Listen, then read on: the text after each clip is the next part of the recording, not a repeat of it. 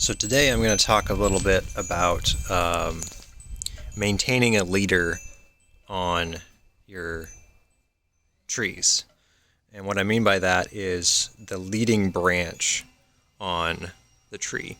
So this is a young pecan, and you can see that it has two offshoots at the top. And this can't really be allowed to stay like this, otherwise it's gonna grow in an unhealthy way.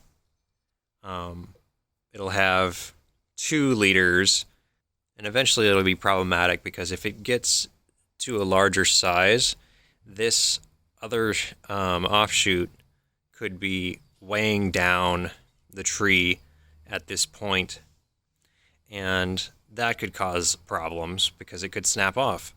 And other issues, like if these two are competing, then they'll have branches growing into each other, and it's just not the most organized way to have your tree. So I am going to snip this off at some point. I'm waiting until this gets a little bit bigger because I want to experiment with air layering this other branch. Maybe I'll get a second pecan tree out of it.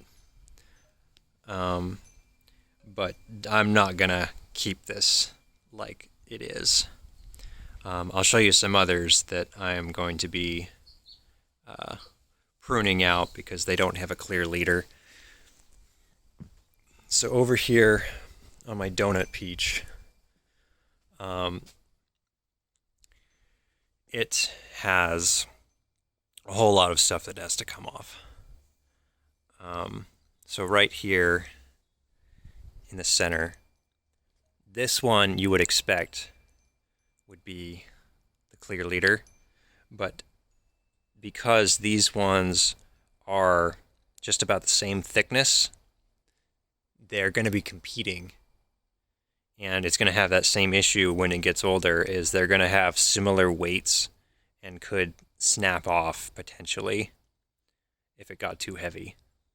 And you can see that this one on the left is actually a little bit taller than the one in the center, so it's trying to become the new leader right now. And I am going to experiment with air layering these before I snap them off. Or not snap them off, cut them off. Just because it's an opportunity for me to do that. But I am not going to keep these two. And I might even be able to do it with this one. This one's a little thin, but we'll see. And there are different styles of raising your trees. You don't have to do the single main leader. You can do a sort of, I forget the name for it, but it's sort of like a multi-leader approach where the tree spans out kind of like this. It's kind of the inverse of having a central leader in the center. It has a bunch of branches that branch out from lower. There's not necessarily a one-size-fits-all.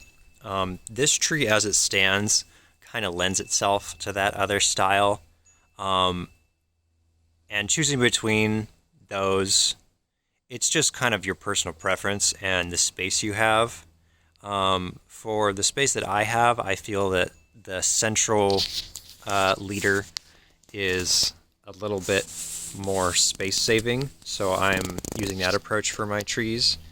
But there are different styles for grooming your trees. I'll show you a couple other examples of trees that I need to keep an eye on and maintain the leaders on. So here I have my almond, and it has taken off since the beginning of this year, and it has all these branches or offshoots, and I'm going to have to keep an eye on it because this this is out of control or could be out of control. You can see what I mean. It's just branching off in every which way. So I might actually come in and take out some of these preemptively, because I do want a central leader on this tree. And similarly, I have my dwarf citrus trees here. I have a lemon and a lime, and since they're dwarf trees, it's less problematic.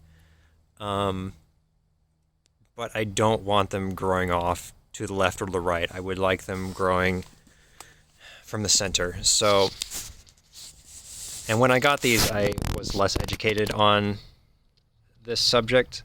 So it's some of this you can avoid by picking the right trees at the nursery or even the big box stores. But you can see here, this goes up, and instead of continuing up, it goes off to the left. The leader is coming off to the left and is over here. So what I've been trying to do is train it to bend a bit more towards the center. And like I said, it's less problematic because this is a dwarf variety, but I do want it to, as much as possible, grow straight up. And similarly, I have my lime tree.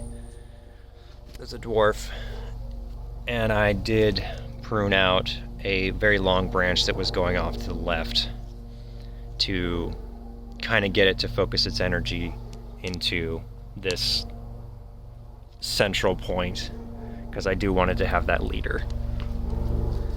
And it's a little hard to see because it's blooming so much right now, but